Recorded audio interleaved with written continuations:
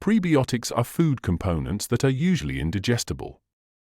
But these components promote the growth of beneficial microorganisms in our gut.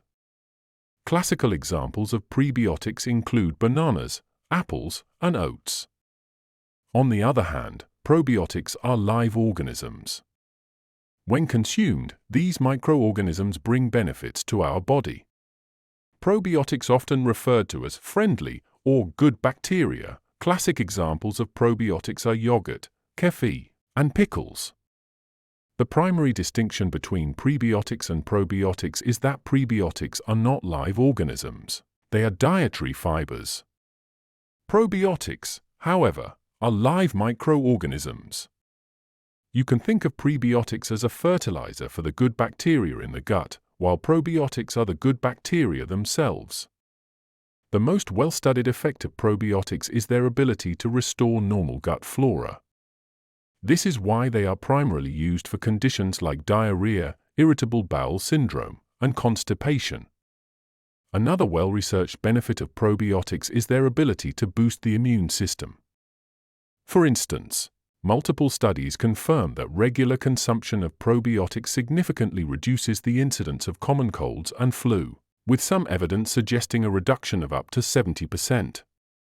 This significant decrease is attributed to the increased synthesis of immune cells such as neutrophils and lymphocytes, which are crucial for fighting infections. Additionally, probiotics improve the gut barrier, a layer of cells that protects the gut from harmful substances, by synthesizing mucus and other substances that further strengthen this barrier. Conversely, prebiotics offer unique benefits compared to probiotics. For example, they are more effective in promoting weight loss. The intake of prebiotics increases weight loss, whereas probiotics do not significantly affect body weight. The explanation lies in how gut bacteria metabolize prebiotics to produce short-chain fatty acids, which decrease appetite. These acids, upon absorption, stimulate the release of gut hormones like glucagon, like peptide-1 and peptide-YY. These hormones signal the brain, promoting a feeling of fullness and reducing appetite. Butyrate, one of these short-chain fatty acids, directly influences genes that stimulate fat burning and promotes the conversion of white fat into brown fat. Brown fat burns calories to generate energy and heat, whereas white fat is merely a storage form and not actively involved in metabolism.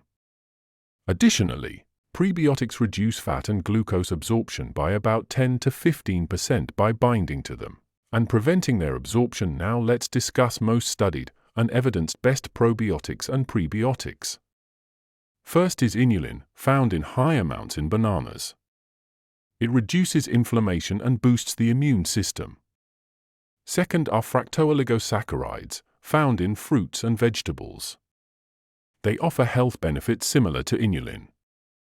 Apples, especially red apples, berries, cherries, and almost any fruit are rich in fructooligosaccharides. A general principle is that the more fructose a fruit contains, the more fructooligosaccharides it has, as they are derived from fructose. Third are galactooligosaccharides, which are present in human milk and cow's milk. They also improve gut health and reduce the risk of allergies. In the realm of probiotics, Lactobacillus rhamnosus is one of the most effective and important probiotics. It is found in yogurt, kefir, kimchi, and other fermented foods. It is effective against diarrhea and allergies and helps improve the immune system. Saccharomyces boulardii is also effective for many diseases. Although it is a fungus, not a bacteria, it has similar effects as other probiotics. It is present in fermented dairy products and kefir. Bifidobacterium bifidum, a bacterium naturally found in the human gut, is another significant probiotic.